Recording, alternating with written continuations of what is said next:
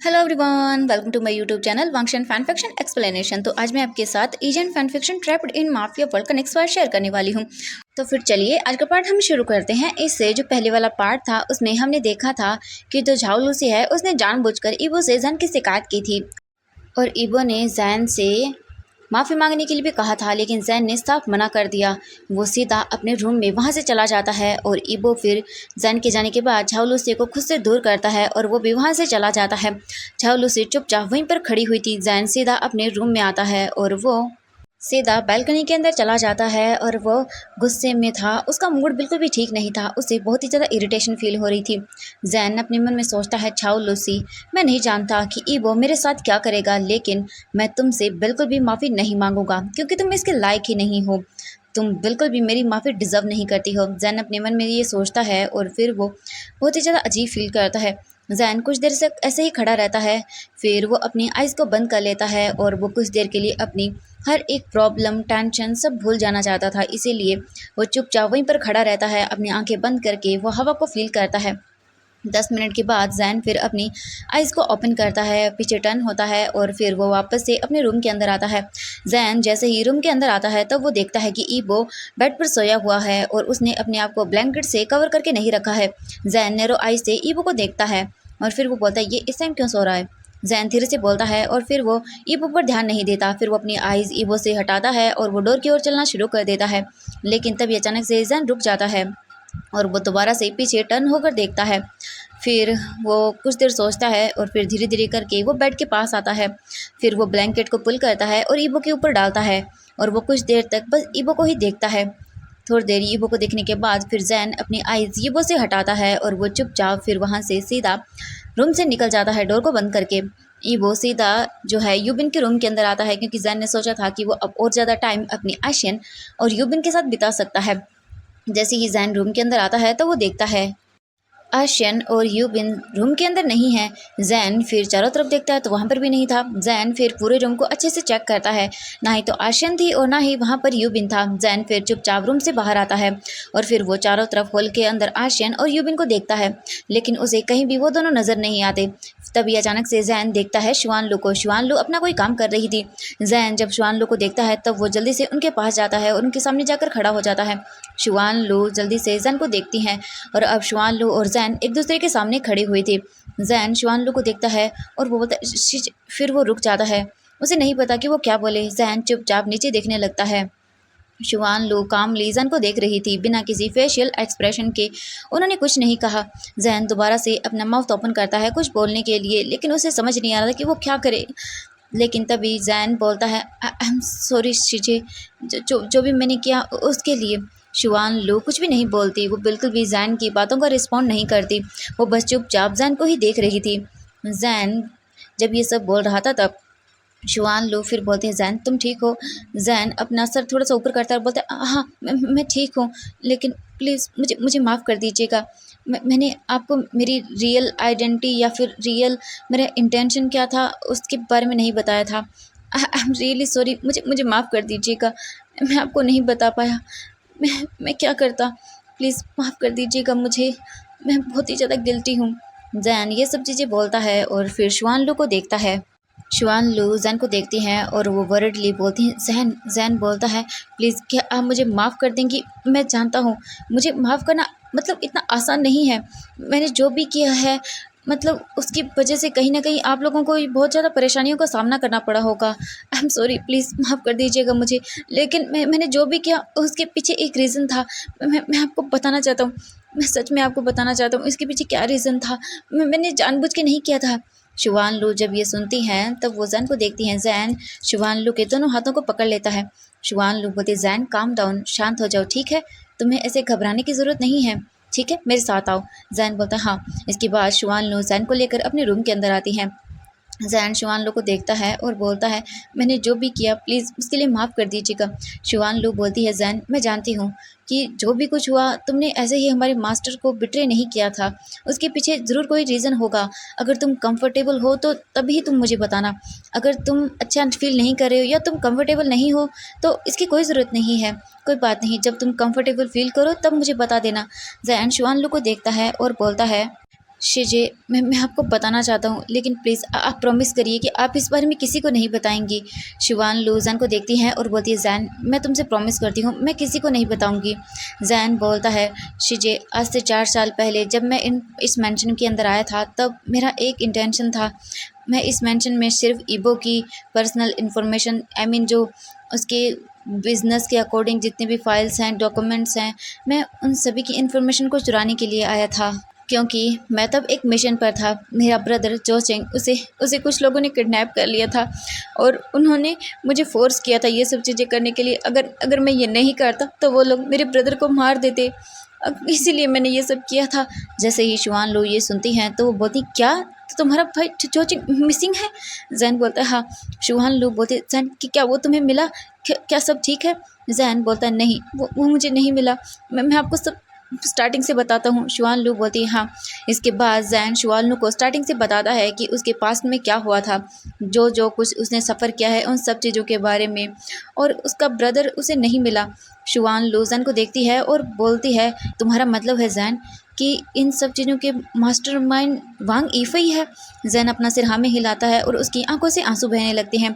शुआन लू जैन को देखती हैं और वो सच में बहुत ही बुरा फील कर रही थी जैन के लिए, और वो स्टिल जैन की बातों पर यकीन कर लेती हैं। शुआन लू को ही देख रहा था रोते हुए। शुआन लू बोलती है, जैन मैं तुम्हें बस एक एडवाइस देना चाहती हूँ। जैन शुआन लू को देखकर बोलता है, हाँ शीजे बोलिए, मैं सुन रहा हूँ। शुआन लू जैन के सर पर हाथ रखती हैं और फिर बोलती हैं, तुम्हें हमारे मास्टर को सब चीज़ें बता देनी चाहिए जैन। तुम उन्हें अपने पास्ट के बारे में बता दो। तुम्हारे पास्ट के बारे में जानने के बाद वो तुम्हें माफ़ कर देंगे जैन। तुम्हें उनकी हेल्प लेनी चाहिए, वो तुम्हारी हेल्प ज़रूर करेंगे तुम्हारे भाई को ढूंढने में। जैन जब ये सुनता है तब वो शुआन लो को देखता है और बोलता है, नहीं शीजे, मैं ऐसा नहीं कर सकता हूँ। मैं उन्हें नहीं बता सकता हूँ। क्या होगा अगर उन्होंने कुछ गलत स्टेप ले लिया तो मैं अपने भाई को हमेशा के लिए खो दूँगा, और मैं अपने भाई को खोना नहीं चाहता हूँ। मैं खुद वांग यीफई से बात करूँगा और अपने ब्रदर को उसे वापस मांगूंगा। ये बोलकर जैन शुआन लो को देखता है और वो ईबो की हेल्प लेने से मना कर देता है। इसके बाद फिर शुआन लू बोलती है, जैन ठीक है, जैसे तुम्हारी इच्छा। मुझे नहीं पता था जैन कि तुम इन सब चीज़ों से सफ़र कर रहे हो। आई एम सॉरी जैन, लेकिन मैं तुम्हारी कोई हेल्प नहीं कर सकती हूँ, मुझे माफ़ कर देना। मैं विश करूँगी कि तुम्हें तुम्हारा भाई जल्द ही मिल जाए और तुम उसे जल्द ही ढूंढ लो। जैन बोलता है, हाँ शीजे। इसके बाद वो दोनों कुछ देर तक चुप रहते हैं। जैन कुछ सोचता है और फिर वो शुआन लू को देखता है और बोलता है, हाँ शीजे, मुझे मुझे आपसे कुछ पूछना है। शुआन लू बोलती है, हाँ। जैन बोलता है, वो शाओलूसी कौन है? जैसे ही शुआन लू ये सुनती है तब वो बिल्कुल चुप हो जाती है और वो खिड़की के पास जाती है और फिर बोलती है, शाओलूसी जू जेनसिंग की कज़न सिस्टर है। एक बार किसी चीज़ की वजह से वो जू जेनसिंग के साथ इस मैंशन में आई थी। जब उसने यीबो को देखा तो फर्स्ट टाइम ही उसे यीबो पसंद आ गया था। फिर उसने यहाँ पर काम करने के लिए बात की और उसे यहाँ पर नौकरी पर अपॉइंट कर दिया गया था। लेकिन मुझे नहीं पता था कि इतना कुछ बड़ा हो जाएगा। इस मैंशन में सिर्फ मैं ही जानती थी कि शाओलूसी जो है वो ईबो को पसंद करती है। एक नाइट को हमारे मास्टर बहुत ही ज़्यादा ड्रंक होकर मैंशन में आए थे और उन्होंने लूसी के साथ नाइट स्पेंड की थी। उसके बाद मॉर्निंग को जब उन्हें पता चला तो लूसी बहुत ही ज़्यादा सैड थी। लेकिन उसके कुछ महीनों के बाद फिर लूसी ईबो के बेबी से प्रेग्नेंट हो गई। ये जानने के बाद लूसी और भी ज़्यादा सैड थी, लेकिन बाद में फिर ईबो ने डिसाइड किया कि वो उसकी पूरी रिस्पॉन्सिबिलिटी लेगा। ये सुनने के बाद जैन को उसके हार्ट में एक शार्प पेन फील होता है। जैन अपनी आंखों को बंद कर लेता है। उसे एक अजीब सी फीलिंग अपने मन में फील हो रही थी। जैन अपने मन में सोचता है, उसने उसने उसके साथ नाइट स्पेंड की। जैन जब ये सोचता है तब पता नहीं क्यों उसे अजीब सा दर्द हो रहा था। जैन फिर काउ से उठता है और बोलता है, ओह अच्छा। तभी शुआन लू बोलती है, जैन तुम आशियन की मॉम हो और आशियन हमारे मास्टर की डॉटर है, और अगर हमारे बॉस को आप में से या फिर उसमें से किसी एक को चुनना पड़ा तो हमारे मास्टर आपको चुनेंगे। ये बोलकर शुआन लू जैन के पास आती है। ये सुनने के बाद भी जैन को रिलीफ नहीं मिल रहा था। उसे बिल्कुल भी अच्छा फील नहीं हो रहा था। जैन अपने मन में बस यही सोच रहा था कि उसने उसने उस लड़की के साथ नाइट स्पेंड की, उसने शाओलूसी के साथ नाइट स्पेंड की, और अब वो ईबो के बेबी से प्रेग्नेंट है 3 मंथ। जैन जब ये सोच रहा था तब उसे पेन हो रहा था और उसकी आंखों से आंसू बहने लगते हैं। जैन को दर्द हो रहा था। अब वो किसी चीज़ को नहीं सोच रहा था, बस उसके माइंड के अंदर यही सब चीज़ें बार बार चल रही थी और उसकी आंखों से आंसू भी गिर रहे थे। शिवान लू को जब ईबो से कोई भी आंसर नहीं मिलता तब वो जैन को देखती हैं और फिर वो वहाँ से सीधा जो है वो डोर की ओर चलना शुरू कर देती है, क्योंकि वो समझ सकती थी कि जैन इस वक्त क्या फील कर रहा है। शिवान लू डोर के पास जाती है और बोलती है, जैन मैं तुमसे बाद में मिलूंगी और तुम्हें इन सब चीज़ों को एडजस्ट करने में या समझने में टाइम लगेगा। कोई बात नहीं जैन, तुम अपना टाइम लो और ज़्यादा स्ट्रेस मत लो। जैन कोई भी आंसर नहीं करता है क्योंकि वो अपने ही थॉट्स के अंदर बिजी था। शिवान लू वहाँ से चली जाती है। शिवान लू के जाने के बाद जैन सीधा नीचे फ्लोर पर गिर जाता है। उसकी आंखों से आंसू निकल रहा था, उसे उसके हर्ट में पेन हो रहा था। जैन बस बार बार यही सोच रहा था कि उसने उसके साथ नाइट स्पेंड की। जैन बोलता, हाँ वो ऐसा कर सकता है। जैन की आंखें नम थी, आंसू बह रहे थे, उसका हर्ट दर्द कर रहा था।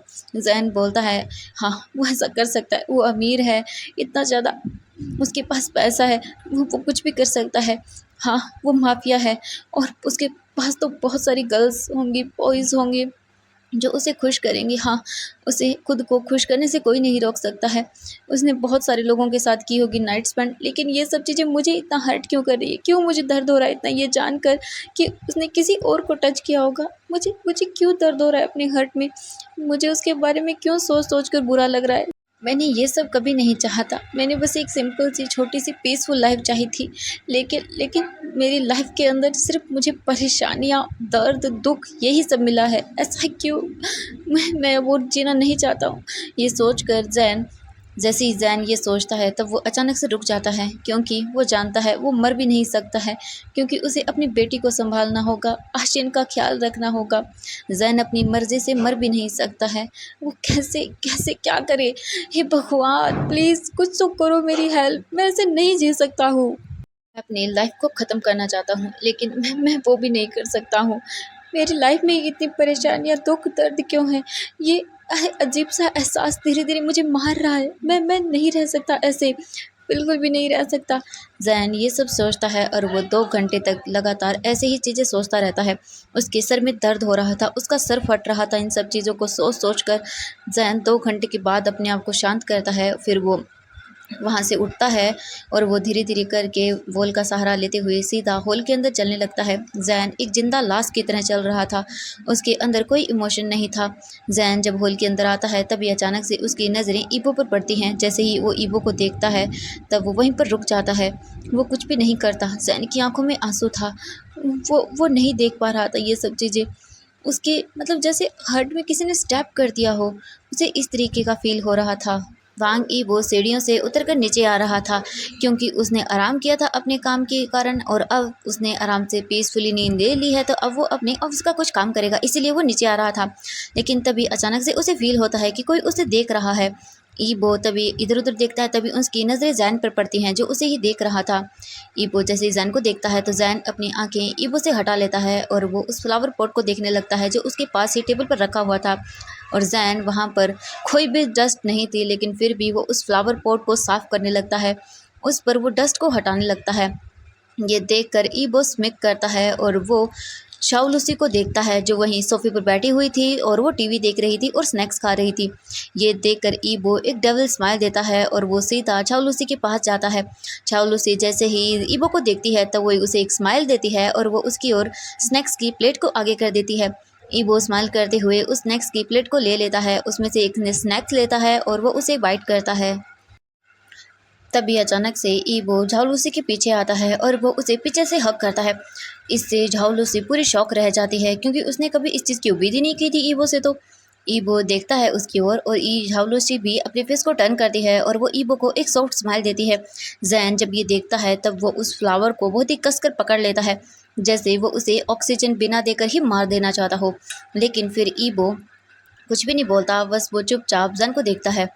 ज़ैन फिर अपनी आंखें बंद करता है और वो फिर अपने आप को शांत करता है, फिर क्योंकि वो अब और इन सब चीज़ों को ध्यान नहीं देना चाहता था, इसीलिए ज़ैन फिर चुपचाप सीधा अपनी आशिन के रूम की ओर चला जाता है, जहां उसे अपनी बेटी से बात करनी थी, उसके साथ खेलना था। ज़ैन चुपचाप सीढ़ियों के ऊपर चढ़ रहा था, तभी अचानक से ईबो बोलता, डार्लिंग क्या तुम्हें कुछ और स्नैक्स चाहिए?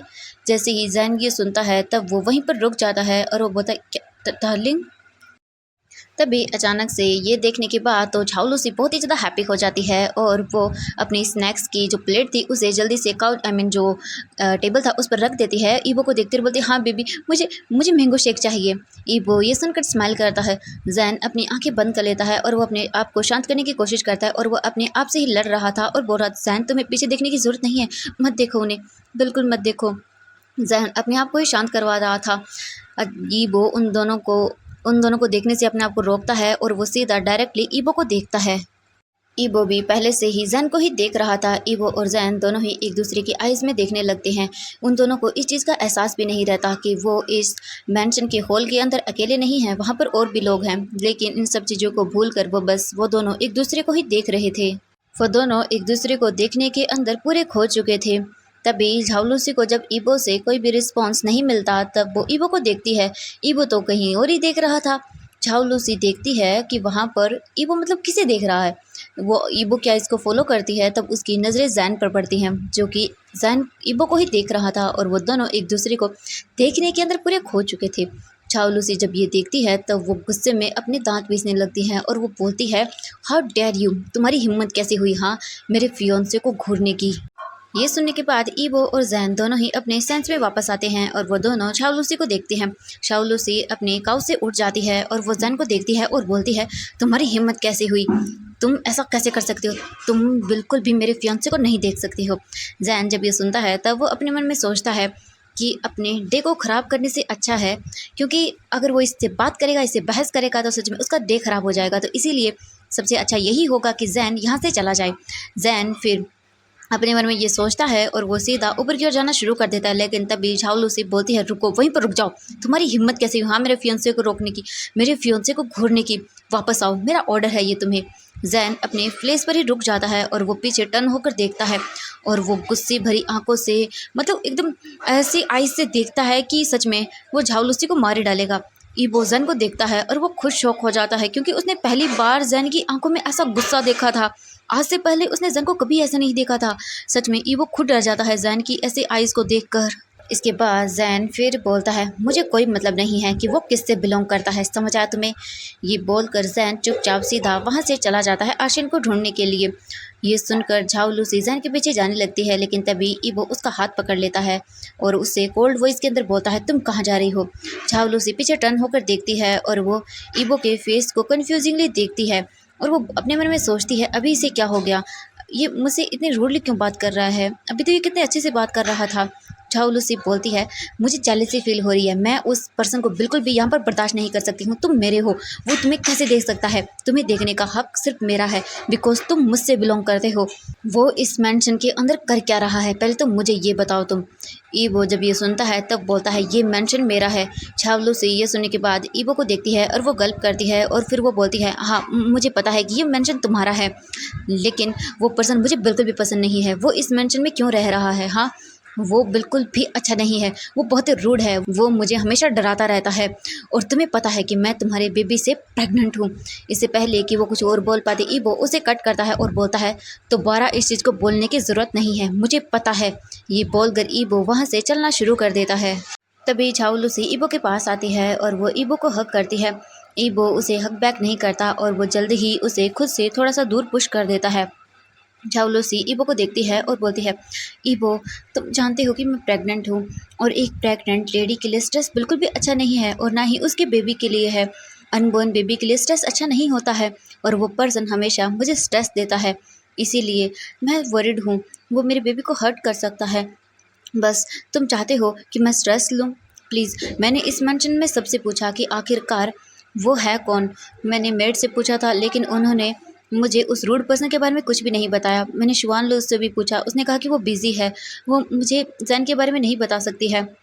मैंने सबसे पूछा लेकिन किसी ने भी मुझे जैन के बारे में नहीं बताया। वो रूड पर्सन आखिरकार इस मेंशन में कर क्या रहा है। ईबो शाओ लूसी को देखता है और वो अपना माउथ ओपन करता है उसे कुछ बताने के लिए, लेकिन तभी फिर वो अपने माउथ को बंद कर लेता है और फिर वो उसे देखता है और बोलता है, मुझे बहुत ही इंपॉर्टेंट काम है, मैं तुमसे बाद में बात करूँगा, मैं तुमसे नाइट को मिलता हूँ, ठीक है। और मैं किसी सर्वेंट को बता दूंगा, बोल दूंगा कि वो तुम्हारे लिए मैंगो शेक भेज देगा, ठीक है। ये बोलकर ईबो तुरंत वहाँ से चला जाता है। झाऊ लूसी ईबो को देखती है और वो अपने प्लेस पर ही स्टंट रह जाती है। और फिर वो ईबो को जाते हुए देखती है और उसका ऑरा पूरा डार्क हो जाता है और बोलती है, मत बताओ मुझे, मैं खुद ही अपने आप पता कर लूँगी आखिरकार वो है कौन। ज़ू ज़ेनज़िंग भी यहाँ पर नहीं है जो कि मुझे बता सकता, लेकिन मुझे पूछना ही होगा, ये वो अपने मन में सोचती है। तभी वहाँ पर सर्वेंट आता है और उसके हाथ में मैंगो शेक का गिलास था। वो सर्वेंट जो है वो लूसी को मैंगो शेक देता है। झाऊ लूसी जो है वो अभी भी ईबो के मिसबिहेव के कारण गुस्से में थी और वो उस सर्वेंट को देखती है। वो उस सर्वेंट के अंदर जैन को इमेजिन करती है और फिर वो उस जूस का गिलास अपने हाथ में लेती है और फिर उस जूस के गिलास में से वो सारा का सारा जूस वो उस सर्वेंट के ऊपर फेंक देती है। वो सर्वेंट कुछ भी नहीं बोलता, वो सर्वेंट अपना सर नीचे किए हुए था और वो चुपचाप इस अपमान को सहता रहता है। इसके बाद झाऊ लूसी उस गिलास को नीचे फ्लोर पर फेंक देती है, जिसकी वजह से उस ग्लास जो ग्लास था वो नीचे गिर जाता है और टूट जाता है और उसके पीसेस जो है फ्लोर पर गिर जाते हैं। इसके बाद झाऊ लूसी जो है वो ईबो जो सर्वेंट था उसका कॉलर पकड़ती है और बोलती है, तुम ये डिज़र्व करते हो। ये बोलकर वो उस सर्वेंट पर शाउट करती है और फिर वो उस सर्वेंट को फ्लोर पर फेंक देती है और फिर वो गुस्से में उस मेंशन से बाहर चली जाती है। और वो सोचती है, ये ईबो का मेंशन है, शादी के बाद मैं ईबो के साथ इस मेंशन के अंदर रहूँगी। ये ब्यूटीफुल और इतना बड़ा मेंशन मेरा होगा, मेरे और मेरे ईबो का होगा। शादी के बाद मैं इस मेंशन का नाम कार्मेली मेंशन से बदल कर झाऊ लूसी मेंशन रखूँगी। ये कितना अच्छा है। फिर वो अपने पॉकेट से एक ब्लैक कार्ड निकालती है और बोलती है, मुझे तो शॉपिंग करनी चाहिए, मैं कैसे भूल गई, इन सब ने मिलकर मेरा मूड पूरी तरह से स्पॉइल कर दिया है, लेकिन अब मुझे शॉपिंग करनी चाहिए। मैं इससे 7 ज्वेलरी सेट खरीदूँगी और 10-15 मैं अपने लिए पार्टी वेयरिंग ड्रेस खरीदूँगी और बहुत सारे गिफ्ट्स भी लूँगी। मैं कैसे भूल गई, मुझे कितनी सारी शॉपिंग करनी है। सच में मुझे बहुत शॉपिंग करनी है और मेरे पास इतना हैंडसम और इतना अमीर हस्बैंड जो है, तो मुझे क्यों ना अपने पैसों को उड़ा ही देना चाहिए। हाँ बिल्कुल, मुझे उसका फ़ायदा उठाना चाहिए। मुझे कोई फ़र्क नहीं पड़ता कि दूसरे लोग मुझे उसकी वाइफ मानते हैं या नहीं, बस मुझे फ़र्क तो इस बात से पड़ता है कि मेरा जो हस्बैंड है फ्यूचर वो बहुत ही अमीर है, तो मुझे बस पैसे ख़राब करने चाहिए। ये बोलकर वो एक डबल सी स्माइल देती है और फिर वो वहाँ से चलना शुरू कर देती है शॉपिंग के लिए। हम जैन को देखते हैं। जैन अपने रूम की ओर जाने के लिए गैलरी की ओर ही चल रहा था, तभी अचानक से वो अपने रूम के पास आता है और रुक जाता है और सोचता है कि उसे अपने माइंड को शांत करना होगा, तो इसके लिए उसे आशिन को ढूंढना होगा। हाँ, ये सोचकर जैन फिर एक जो सर्वेंट था उसके पास आता है और बोलता है, एक्सक्यूज़ मी। वो सर्वेंट जैन को देखता है, वो करता है और बोलता है, यस। जैन बोलता है, क्या तुमने यूबिन और आशिन को देखा है? वो सर्वेंट बोलती है कि हाँ सर, वो रूफ टॉप पर है यूबिन के साथ। जैन बोलता है, ओके ठीक है। इसके बाद जैन एलिवेटर को देखता है और वो वहाँ से सीधा एलिवेटर के अंदर जाता है। एलिवेटर के जरिए वो रूफ टॉप पर पहुँच जाता है, क्योंकि एलिवेटर जो होता है सीधा रूफ टॉप पर ओपन होता है। जैन रूफ टॉप पर आता है और वो इधर उधर देखता है और बोलता है, आशियन, यूबिन, क्या तुम दोनों यहाँ पर हो? तभी अचानक से यूबिन जो आशियन थी वो वॉल के पीछे से निकलकर बाहर आती है और बोलती है, मामा। जैन जैसे ही आशियन को देखता है तब उसके फेस पर एक बड़ी वाली स्माइल आ जाती है और वो जैन की ओर भागना शुरू कर देती है। जैन स्माइल करता है और वो भी उसे हग करने के लिए अपनी आर्म्स को ओपन कर लेता है। जैन आशियन के पास आती है और वो उसे टाइटली हग कर लेती है। जैन भी उसे टाइटली हग करता है। तभी यूबिन आता है और बोलता है, आशियन, मैंने तुम्हें पकड़ लिया। आशियन जब ये देखती है तो बोलते हैं, नहीं अंकल, ये चीटिंग थी। जैन देखता है आशियन को और बोलता है, आशियन क्या हुआ है? यूबिन बोलता है, वो एक्चुअली बात ये है कि हम दोनों हाइडिंग सी खेल रहे थे। आशियन छुपी हुई थी और मैं उसे ढूंढ रहा था। जैन जब ये सुनता है तो बोलता है, ओह अच्छा ये है। तभी आशियन बोलती है, मामा प्लीज़ आप भी हमारे साथ खेलिए ना। जैन बोलता है, लेकिन फिर वो अपने मन में सोचता है कि हाँ शायद ये बेस्ट आइडिया होगा। कुछ देर के लिए वो अपने स्ट्रेस को भूल सकता है, तो उसे अपनी स्मॉल सी फैमिली के साथ कुछ टाइम स्पेंड करना चाहिए। जैन फिर स्माइल करता है और बोलता है, ओके ठीक है, फिर कौन ढूंढेगा? आशियन और यूबिन दोनों एक साथ बोलते हैं, यू। जैन बोलता है, लेकिन क्यों? आशियन बोलती है, क्योंकि मम्मा आप हमारी गेम के बीच में आए हो। जैन बोलता है, अच्छा ठीक है, ओके, मैं तुम दोनों को ढूंढूंगा, तुम दोनों जाकर छुप जाओ, ठीक है, मैं 10 तक गिनूंगा। ये सुनकर आशियन बोलते ओके। इसके बाद जैन काउंटिंग करना शुरू कर देता है। आशियन और यूबिन दोनों जाकर छुपना शुरू कर देते हैं। तो एवरीवन, आज के लिए बस इतना ही। हम मिलते हैं नेक्स्ट पार्ट में। आई होप कि वीडियो पसंद आई तो प्लीज़ वीडियो को लाइक और चैनल को सब्सक्राइब कर दीजिएगा। आई नो कि इस फैन फिक्शन में बहुत सारे राज अभी तक हैं, लेकिन जल्द ही आप सबको पता चलेगा।